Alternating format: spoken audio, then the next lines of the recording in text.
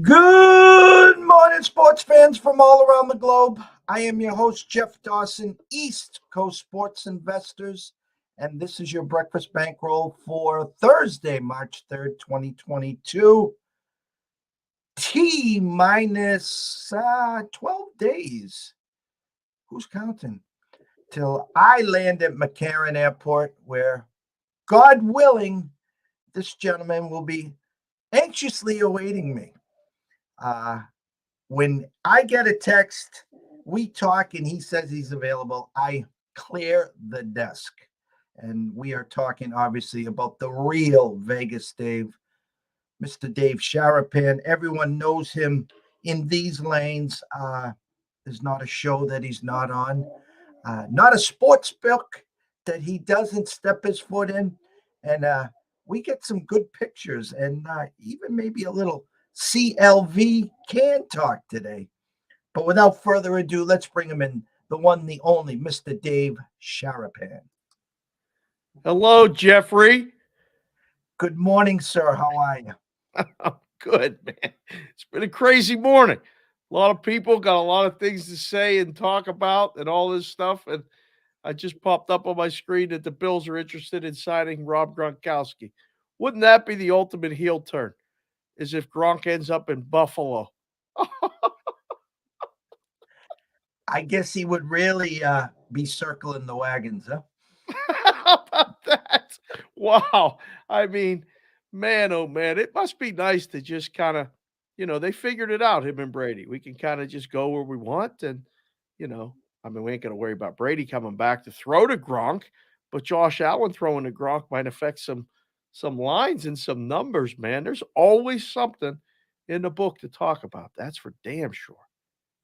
Speaking of that, I saw this morning Mr. Jeff Sherman at the Westgate Superbook already has the Raiders -1 against Jacksonville in the I think it's the Hall of Fame game. Oy. It's too soon. Jeff, it's too soon, JD. I don't need to even think about that. What are we talking about that crap for? We got March. We just got through the Ides of March, right? To beware the Ides of March. It's here. We got basketball. We got dollar beer night beating your Yukon Huskies. What the hell happened? I didn't like the spot at all. I mean, I know you could use the revenge factor, and Nenbart being out for a Creighton, yet the Huskies only opened up -4. It smelled so bad. And the way I understand this now, David, I could be wrong, so don't quote me on this, but you're going to have a Providence team that's the number 1 seed. You're going to have a Nova team that's the number 2 seed. I think Creighton now goes to the 3 seed, and UConn now is the 4 seed in the Big East, which for me means, hey, we get to face Providence, and we wouldn't have to face Nova, say, till the championship game if they met. Oh, that makes things interesting. Listen, these postseason tournaments are great. And, I say nobody knows shit all the time.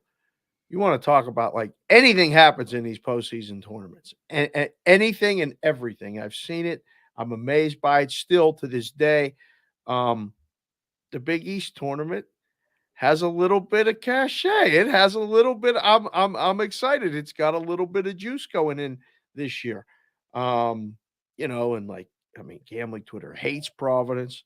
Gambling Twitter hates a lot of things right now. It's insane what's going on, but I think it's going to be fun. Providence had nothing to play for, quote unquote, going to Nova Tuesday night. Big number, gigantic number, way too high. And, they covered, almost win the game. So it's March, man. We're just trying to keep our heads above water and get ready for your arrival in the desert. First of all, hats off to Matt. He talked about the Nova Providence game, and he nailed it. In regards to, he said Nova first half, and he was afraid of a letdown in the second half. I was so disappointed. Listen, we can talk till we're blue in the face about Providence. You can call them luck boxes. You can call whatever you want. They are as gritty as they come. They're like Nova. They just hang around. They get every 50-50 ball. And the next thing you notice, they're right there and they're clawing back and forth. And even I talked about it this way. You needed them to lose one game. So that Nova Providence game meant something. Right. So 10 days ago, they're down 19 second half at DePaul. They rally the troops and they win in overtime. Then on Wednesday, they play Xavier to a double overtime game at the Dunk with the 16-minute rain delay because the ceiling's leaking. Yeah. And then they catch Creighton game one without Nembhard. And so they just took care of business. And that's what they've done all year. And if you go to the Ken Palm rankings, they are literally ranked, I think, fifth in the Big East. Yeah. Oh, and like 57th or something overall. I mean, it's not even they're defying all logic, and sometimes that happens in the book, right? I mean, sometimes that happens. This March is magic, and I mean, it's one shining moment at the end every year, and it's fun to see and watch. And I swear, at the end of that every year, I'm like, oh yeah, I remember that. Like, oh yeah, I remember that. It's 3 weeks, but it goes by so fast. I mean, the first 2 days, there's so many games, and then all of a sudden, there's not. And now you got to, I mean, you got to just enjoy it and try to find the soft spots while you can. And then accept that sometimes you just, you got the best CLV, you got the best bet, you got the bet. And then, you know, team like Providence beats you, Sister Jean, Loyola Chicago, they beat you. Um, I mean, it's crazy. I think this thing's as wide open as it's been in years, man. Like I've been asked on all these shows, and we're trying to talk about it, and you know, well, how do you make the numbers for this? You just kind of put them up and go. Let people bet because if you could tell me confidently right now who's going to win March Madness, I'd say you're certifiably crazy. That's nuts. I have a lot of questions to follow up right there. Okay, so what we try to do here is we try to get our resume set so we can get into the tournament. So get to the Sweet 16, maybe get to the Elite Eight, have some potential hedge options. So this. I'll just tell all the listeners out there. I got a preseason UConn at 100-1. I mean, I'm a season ticket holder. I got to show some loyalty to them. And I think they can get a deep run. That's number one. We got Auburn at 17-1, 10 days before they became the number one team in the land. We got Arizona at 18-1. We got them about 2 weeks till they really started to get hot and heavy. And then we got a Texas Tech at 30-1. Now, Oh, with that said, I got no Zags. I'm not going for the banana in the tailpipe. I've been down that road. They remind me of the Packers. If you beat me, you beat me. Uh, uh, I missed out on Kentucky.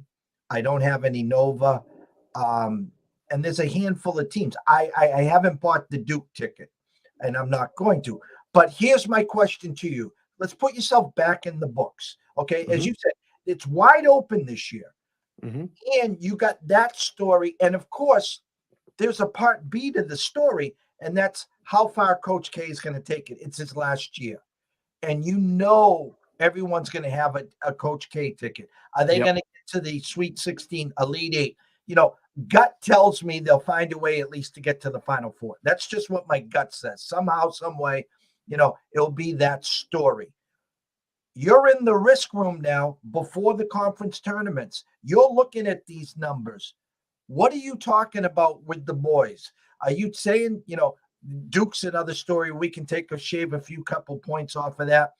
How does this work? Oh yeah, I mean, but you've been taking bets on this stuff for months, right? You put these up before the season even starts, and a lot of like speculation about this guy's going to transfer here, moves a number, and then somebody else starts to get legs in this. Their conferences, they're going to win this conference, and they're going to get bets here, and so you already have a base of knowledge and a base of bets to go off of, and then the narrative talk starts. And like you just said, the Duke bets are coming. So if you can give them 15 to 1 instead of 20 to 1, you do. And it's always shorter than it probably should be. Um, I saw Duke in person.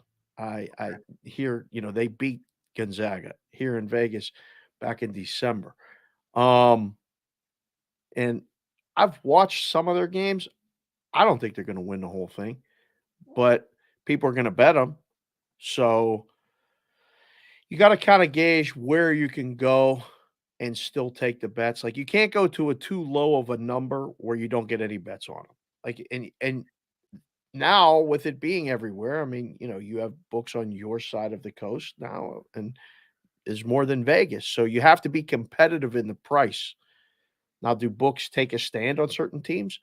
I'm sure their positions are kind of dictated to them. At some point you have to lower the price on Baylor, because if Baylor wins, you're going to lose six figures to the pool. So you may see a price lower on Baylor at certain books. That doesn't mean they like them. That means they just have more bets on them. You know, Kentucky's an interesting study, because like what happens a lot of times in this market too, and this, like the blue bloods get the bets. They bet Kentucky because of the uniform and because of the past. So when they're good, their price is lower. Um, Kansas. Kansas continues to get bets. They always will. The Kansas market, like you'll see when you get here, there's a ton of people from Kansas or Kansas backers in the books. They make March Madness. It's a pilgrimage to come out here and root for their team. I've seen a lot of disappointment in Kansas fans in the books. I feel bad because they come ready to party. They come in all the gear, and then they lose the first weekend, and like on a Saturday, and their trip doesn't leave until Sunday night, and they just mope around, and they're like, yeah, this team disappoints me every year. It's probably going to happen again, right? That's another team that you just know is like, I haven't been sold on them. The Big 12 is all over the place. I don't know what to make of these Big 12 teams. Some of them play really good defense, and then they go 7-8 minutes without a hoop. It's hard to put that into a measurable, want to make a bet on them. Texas Tech, you got a great number. I don't know how far they're going to go. A lot of the bets on this stuff continue to come in, and it's a lot of people doing what you do. I mean, you're investing. You're getting a portfolio of options to then work off of during the tournament. The numbers for the games, I mean, I don't know if it's just because I've done it so long. Like, it's not that hard to do. Like, the numbers are pretty much set. Most of the teams have played.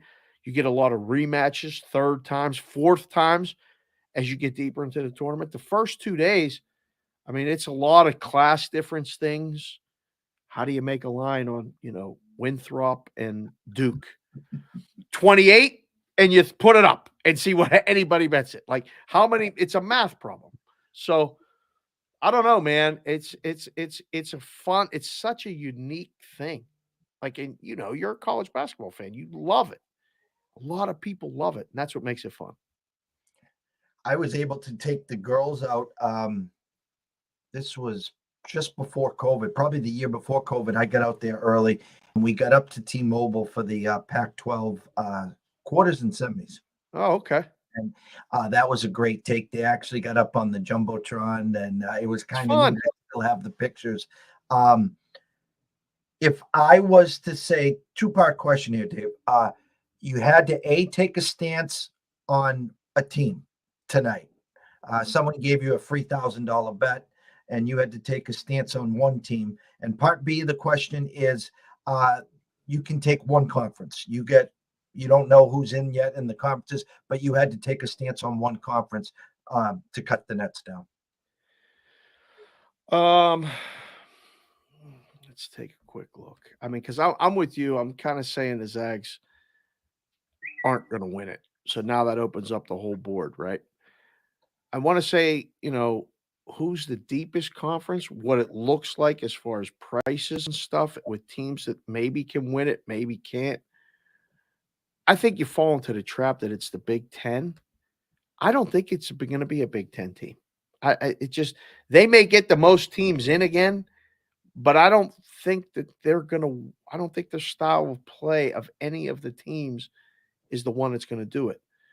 Um, I think I might fall into the SEC trap as far as the teams that are Oh, gonna win it, and maybe that's just because 'cause I'm listening to Peralt too much every day on Bostonian versus the book talking about it, but, like, Kentucky's legit, and battle tested with Calipari and just they have that look to me, and then the backup plan there is Auburn, Arkansas, Alabama, can't even get involved with it. This team, I just been watching them and going, they're not winning. They just that live by the three, die by the three. You said it yesterday.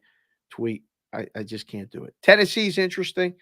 So I think that's probably one that I would consider the most. I mean, the Big 12 will get the argument because Baylor obviously is right up there as one of the favorites. And then the backup plan there is Kansas, Texas Tech. Um, After that, it's pretty thin.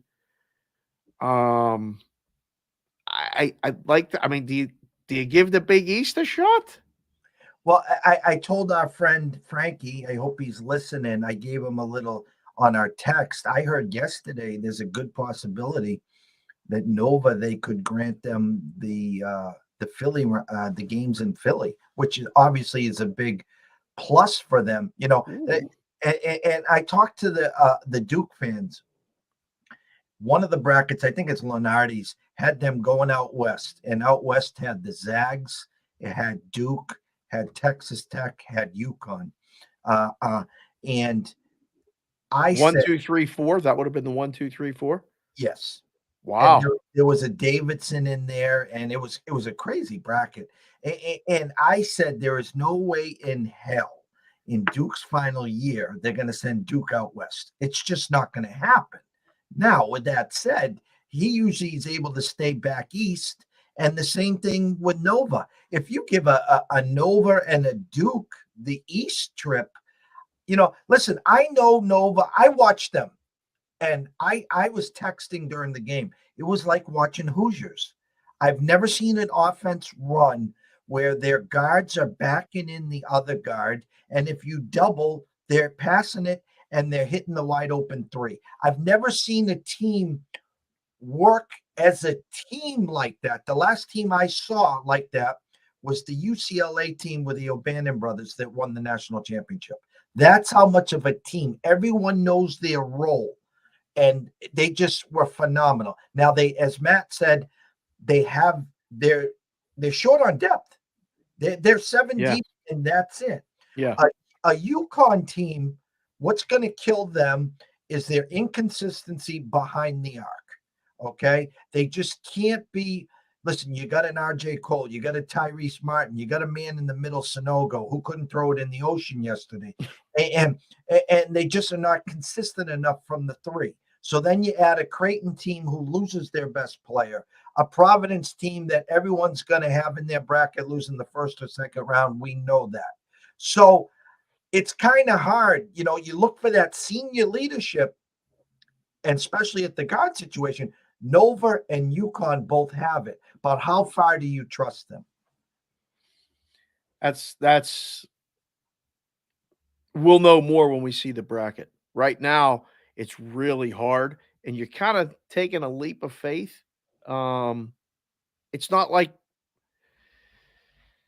golf betting, which, like, you really may need to really focus on even more. You had a good year last year, but this baseball situation is getting worse, not better. So, the golf, when you bet on a golfer, you can control your own, you know, narrative. I mean, it doesn't matter who you play, you're playing yourself and get the lowest score. So you're making bets in a future pool here, but the path will determine a lot of stuff gets adjusted Sunday during the selection show as you go, oh, wow, they're going to have to play them to get to the Final Four, bump them up. Oh, wow, this path looks a little bit easier, bump them down.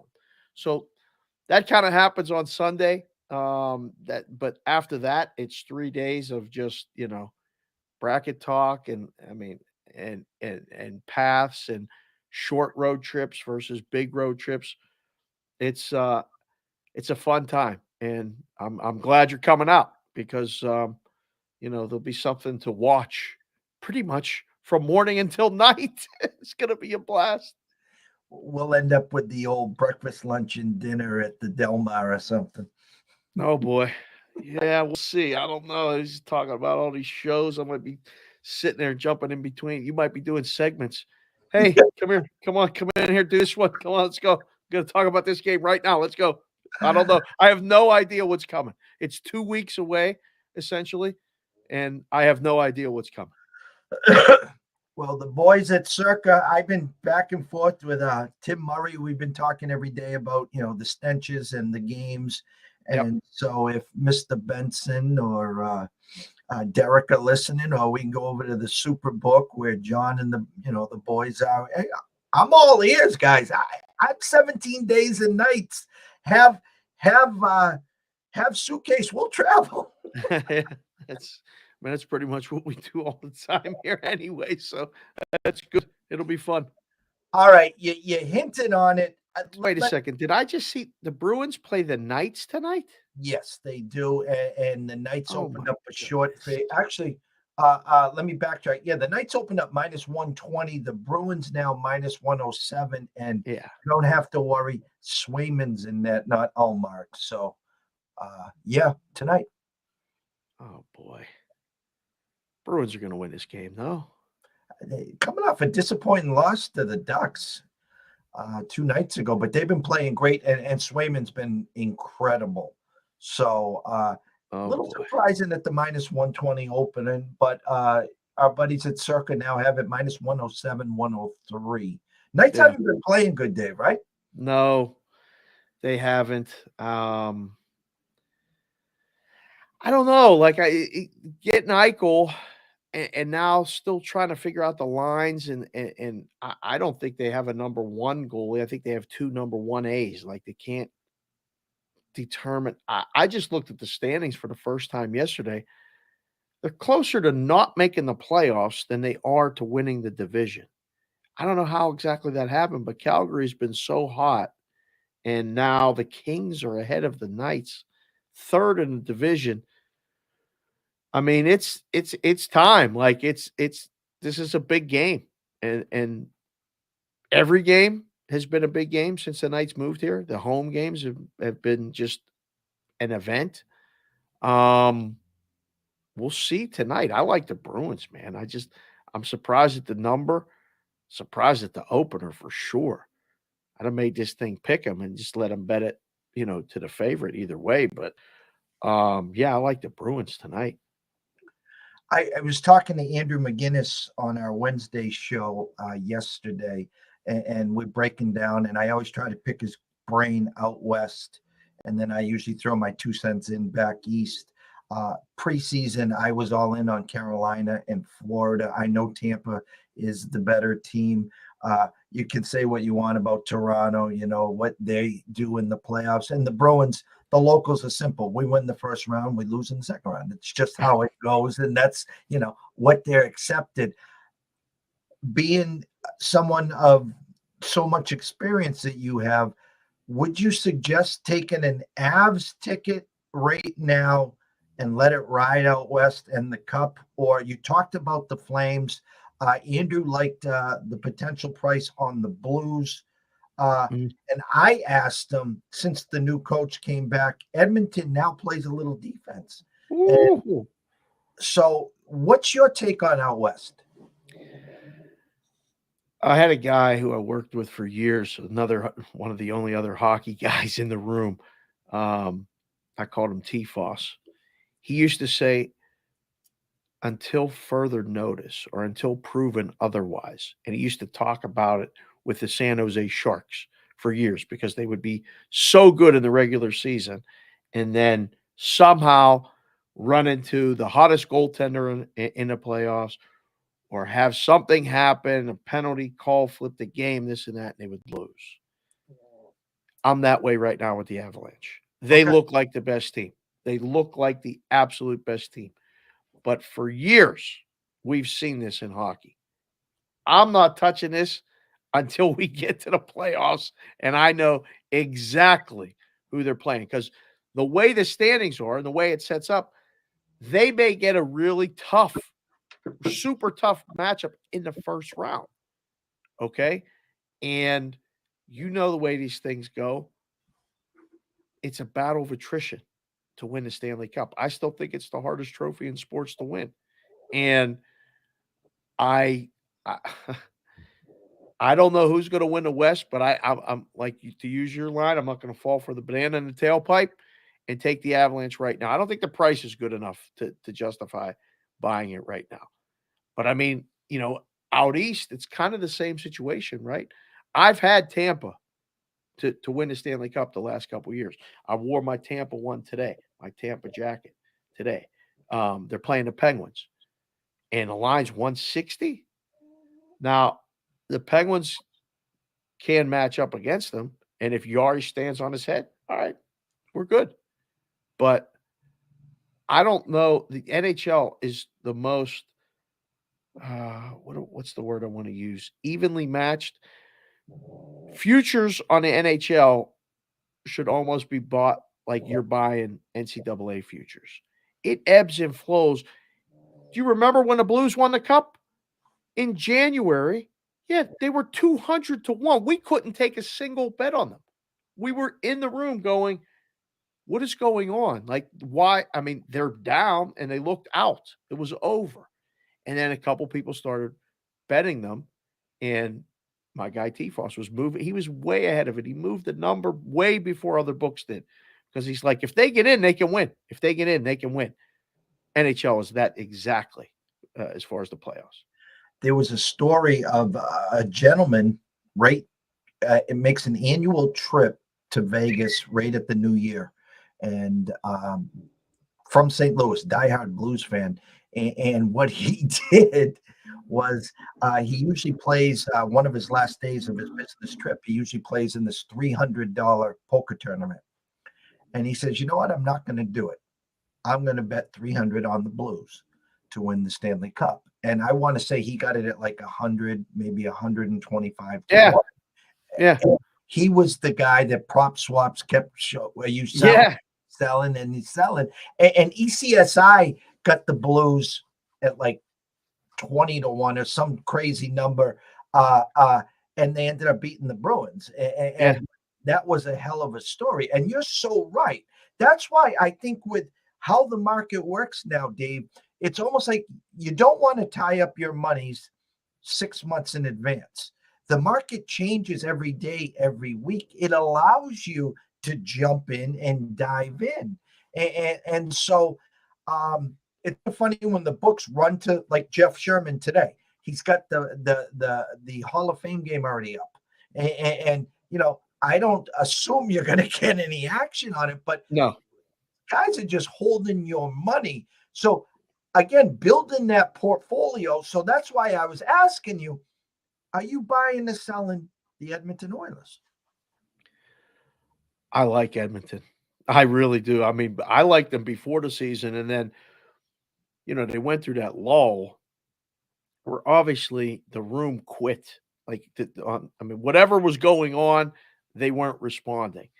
And I just don't know if they have the goalie. I just don't know. That's the thing. Like, because they got the lines and they got McDavid and Draisaitl, and I mean, they're fun to watch play hockey, and they are winning games now that they were not back in November, December. I think they're going to be a very, very hard out. Oh, they've had so much playoff disappointment. They have had so much playoff disappointment since. And I was actually at the Stanley Cup in 2006 when they played the Hurricanes. My buddy at the Golden Nugget, his cousin worked for the Oilers, and we got tickets. So we flew up for game 3 and went to game 3 Stanley Cup Finals at Edmonton. Kind of a bucket list thing for me because growing up a hockey fan and always being able to see Edmonton once a year in Pittsburgh, until games are actually on TV. and seeing those guys play and just, I was there when the gate opened to watch the pregame skate and just admired. I go, "Boy, there's Wayne Gretzky. Oh my God, there's Mark Messier." And now to be able to go to that game was awesome. But that playoff run, I mean, it takes over. It's every single minute of every day when a team like Edmonton, anyone in Canada is in it. Edmonton's going to be tough, man. I haven't looked at the standings yet, so I don't know where they're at. Are they in the playoffs as of today, JD? I'm not even sure. Yeah, I didn't even look. So, I mean, they're good. They play Chicago today. What are they on the road? -130 on the road at Chicago. See, the lines are starting to catch up now. Like the Oilers, this would have been a pick 'em a month ago. Now they're favored. The Blackhawks are a total disaster, though. It's a shame that I mean, you talk about the trade deadline, right? Like I hope Fleury gets traded. He had to go to Chicago to keep his, keep playing and stuff. But man, I don't know. I just Edmonton's gonna be a good run if they get in. I'll double up on your Edmonton Stanley Cup story. I think you'll remember this. Bird. Were you at the Fog game? I was at game 3 and 4.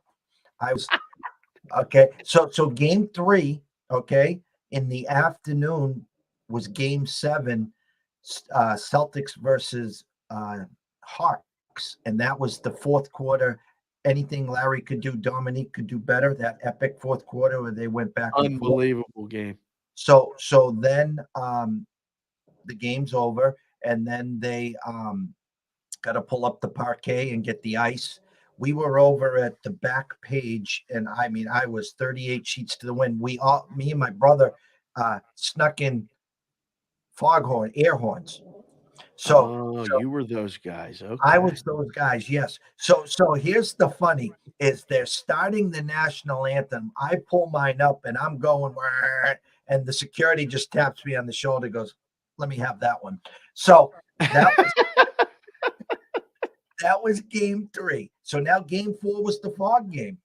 And again, a little too much sauce that afternoon. and as I'm trying to climb over to my seat, I climb over the railing and my foghorn falls out right into a security guy. Goes, "I don't think you'll be needing that one tonight." And uh, they tried to get that game. There was already 3-0. I mean, Gretzky, Messier, Fuhr. I've never seen so much speed in my life. And they were so beautiful, and you couldn't get it behind Fuhr, anyways. Right. I mean, they played. It was art. It was watching them play was absolute art in motion, and I used to just like stare at Paul Coffey skating and going, "Man, how is he don't even look like he's pushing hard? Like, how is he skating that fast?" And I was at the game, Adams Division Final, Boston hosting Montreal, 1988. I was visiting BU because I had got into school there. Okay. So I came up with my mom. We did the whole school thing all day, and I was like, "The Bruins are playing the Canadians. We're going." She's like, "What are you talking about? A hockey game?" I'm like, "Yes, I want to go. I've never been to Boston Garden." So we went. Gord Kluzak scored the opening goal. Rick Middleton. I'm sorry. Rick Middleton scored in the first period. It was 1-0. Kluzak scored an empty netter. 2-0 final. I bought a Reggie t-shirt on the way out because Reggie Lemlin got a shutout. The place was so loud. But what a dump. That place was a dump. It stunk. I walked around everywhere in between periods. The seats didn't even come up. They were plastic seats that you had to stand on or get up to let people by to get in the aisles. And they didn't move. There was no flexibility, and they were narrow as could be. That's all. I had to get that in there because I know you know. I mean, well, I'll just 1984 yearbook, my senior year. My quote was, Jesus saves, Middleton scores on the rebound. I love it. That's awesome. Oh, So I think the stories get better as we get older. People look at us and they're like, "You remember that?" I'm like, "I remember like it was yesterday. I can't remember what I had for breakfast, but I remember that." That's what sports does to us, right? Like it just and and now with the sports wagering and stuff, you can bet on it. You can have opinions. You can be right. Everybody wants to be right. Everybody wants to be, the man, this and that. Enjoy it and make some money too as long as you're doing it, but understand that, I mean, over the long haul, it's hard to win. And if you're grinding and grinding and grinding, you got to win. You enjoy the wins when they come, and it's just, but it makes memories and stuff like that. I remember a lot of the stuff before the betting, a lot of my sports memories when it was just the game and I had a token bet on it most likely. When you go into the book and you book the games and stuff, it becomes a job and you don't get to appreciate it as much. And it's been one of the joys about not actually sitting in the room and taking the bets and sweating, you know, the I don't know, pick a game today. Any game in college basketball. Let's see. Pick a game. I don't have to sit in a book today and sweat UT Arlington versus who they playing here? Let's scroll down my screen. UT Arlington and UL Lafayette from the Pensacola Bay Center, the Sun Belt Conference first round game. 3 or 3.5, 134 is the total. I couldn't tell you anything about either one of these schools, but I know I had to work that day and I had to book that game, and it starts in 4 minutes. Can't wait for that thing to start. That's what I would be sitting in the book going. I want to watch the hockey game tonight. and what the script threes are 3.5 at circa, and you literally have 2 minutes till tip off. Yeah. You talked about the glory days, and I would get the butterflies um, on Wednesday when I got the football card that I had to hand out. And so I would just look at and every game was 1, 3, 4, 7, 10, 13, and clearly on the back, minimum 4 plays, tie, you lose, Yep. you know, Mhm. and, and then late 80s, early 90s, when I worked for my first two services, again, still no internet, no cell phones.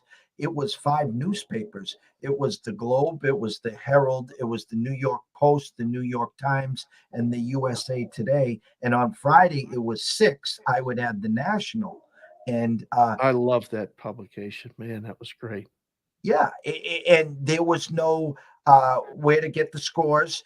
You had a 900 number to call up, and they would, and this is so so, blah, blah, blah, blah, blah, blah, send 29.99 for today's free pick, blah, blah, blah, and then you get the scores, and it was in Right. 10-minute intervals. Um, Yep. and those were the glory days. And the funny thing is, you couldn't get if you played tonight, you played the Bruins in Vegas and you didn't stay up for it. Well, guess what? None of those newspapers had the final score. So you're scratching your head. Did I win? Did I lose? Did I?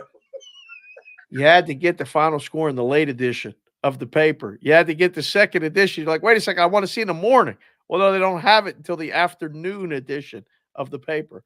Yeah, we're old. That's the first thing that I take away from it. You talk about the glory days. I'm scanning the NBA board right now. Memphis is playing at Boston tonight. Boston's one of the hottest teams in basketball. I And mean, the Memphis Grizzlies are not too bad either. they got the best player in the game right now. Ja Morant, Yes. he's amazing, is he not? He's Like, sick. he You want to hear a funny story? And I don't try to belittle anyone. I don't risk, I don't hope bad on anyone. I believe in karma. And on that draft, I compared Zion to Greg Oden. I just said his built, his make. I'm not rooting Oh, for it, but I could see it coming. And now look at Mr. Morant. It's just like Hey, I said it to Peralt last week, I think. Sam Bowie got drafted before Michael Jordan. Like it happens. But man, what Ja is doing with Memphis and what Memphis is doing as a team, you talk about playoff futures and stuff. The Western Conference playoffs, the Eastern Conference playoffs in the NBA is going to be awesome. And if baseball isn't around, it will get the complete focus of all of us in the media. It'll get the focus in the books. The handle will be tremendous. Everyone will have an opinion. All of these prop bets will be flying all over the place.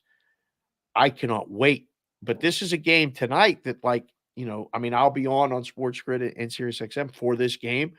I can't wait. I'll be focused solely on this game. Memphis, Boston. The line's 2.5, JD.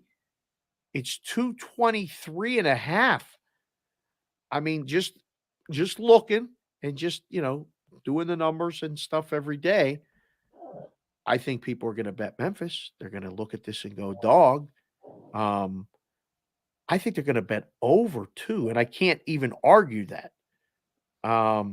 Initial move, it's already down a half a point, but I mean, Boston's been playing defense too. Like that's the thing. Since this turnaround run, whatever, they were really bad for a stretch. They're pretty much fully healthy. Although Brown rolled his ankles the other night. I don't know. We got to make sure he's playing. I don't think he's going to play. And it's funny because I'm looking at Don Best right now and computer model opening numbers of actually Memphis overnight was 2. And then the morning line was Boston -2 and now 2.5. And I'm going to go out on a limb and say there's no way in hell Brown's playing today. So it's kind of comical that that number is out there because you're right. Thursday night, I guarantee you it's a TNT game. And, Yeah. Ja is the lightning rod. So it's going to be Ja versus Tatum tonight. Yep. Who first one to 40 maybe wins that game. But Right. I think you're right there. The public, I'm not going to go out and say it's a pros versus Joes tonight, but I think public will be all in on Memphis. And I think that the sharper side would be the Celtics. Yeah. That's the way it looks to me, just looking at the board. There's some great basketball games tonight in the NBA. Chicago, Atlanta. Chicago short road favorite. Very interesting to me. Because they can't beat teams with winning records, but Atlanta doesn't have a winning record. So does that mean you lay the points with Chicago on the road? That's a high total. The totals are coming up in the NBA, doing it on an everyday basis now. I mean, like Sacramento, San Antonio is 241. They'll probably score 300 in that game. But that's a high total pregame, 241. Miami, Brooklyn's interesting. Miami on the road. The return of KD tonight. And the Miami is still favored. And played last night. They had that game 1 against the Bucks. If you go back on Twitter, the whole world was, it looked like a lot of the sharp guys were on the Heat side. And I thought, listen, you're opening up Milwaukee at 4.5 at home. Something smelt there. I thought the Heat was the side, but you had a nice price on the money line, and they just gaffed in the last minute. Yeah. Now they're playing back to back. The return of KD, and they're 3.5-point favorites. Strange. Again, sometimes these numbers, they tell a story. Sometimes they're wrong. You just don't know until after the game. But that's an interesting number. I'm surprised that. Don't be surprised to see it, go towards Brooklyn and be closer to pick by game time. Golden State, Dallas, a tremendous basketball game. You did see what happened on Sunday, right? With Golden State and Dallas.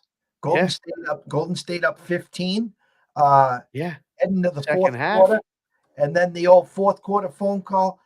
Dallas outscores them 33-13. Thanks for playing. Man, oh man. And now, I mean, again, Dallas is one of those teams too they're playing nasty defense.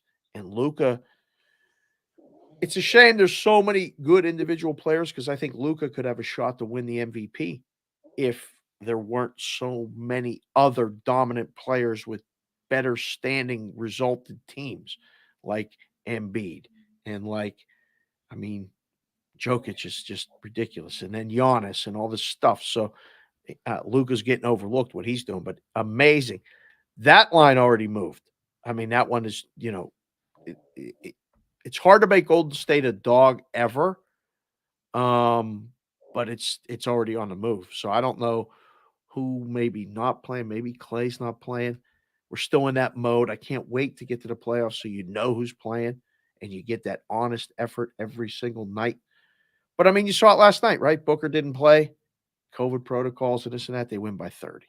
The line was all the closing line value in the world at plus 13, plus 12 and a half, 12, 11 and a half, 11. It don't matter. They got blown out. So Did you think I was going to let you come on here and not talk about the 76ers? how much fun is that team? How much fun? Seriously, like right now, they're fun to watch. That song is so much fun to play. We play it every single week on Cash Considerations. It as you get older in life, these little things that bring you joy. Um, and I have the benefit of having a little kid in the house, which at the time when we found out we were going to have a third, when we had the two, and we were like, oh no, like how are we going to do this again? She literally is my guardian angel light every single day. She can't wait. Every day she asks me, did the Sixers play today? I just want to hear the song. And we dance and we play the song and this and that. And now I got a chance to win. Her favorite hat. I got all these hats, right? I'm collecting hats. I'm wearing them on the shows. That's my thing. Her favorite hat is the Sixers hat. She's all in, and so am I. I can't wait to see what this team can do in the playoffs. You want to talk about what looks like a perfect fit right now? Just hoping Harden stays healthy. And just give him just stay healthy and stay happy. Like you're gonna lose games. It's okay. Like I think Doc being the coach is such a huge factor for this move. They went all in. I mean, they got rid of the problem. I don't know how much Simmons he might become a problem in the playoffs. If those two teams play and we get a series between the Nets and the Sixers in the playoffs, you want to talk about I'm going to have to shut everything else off. I'll be watching that. So, yeah, man, I can't wait. It was another fun night last night, 3 games in a row, Sixers in over. Don't matter what you make the line. Don't matter who they're playing. Favorite and over. It's been a staple for decades. And it's happening right now for the Sixers, man. So, yeah, NBA stuff is just it's so much fun. And I'm glad that it's competitive. You know, where the days where there were 3 teams and you're just waiting for the finals to be Golden State versus somebody. Like I think it's wide open, even with Phoenix. I mean, there's they're the best team, and their point guard Chris Paul's out. We'll see what they do, but they have a great coach. They have a great culture.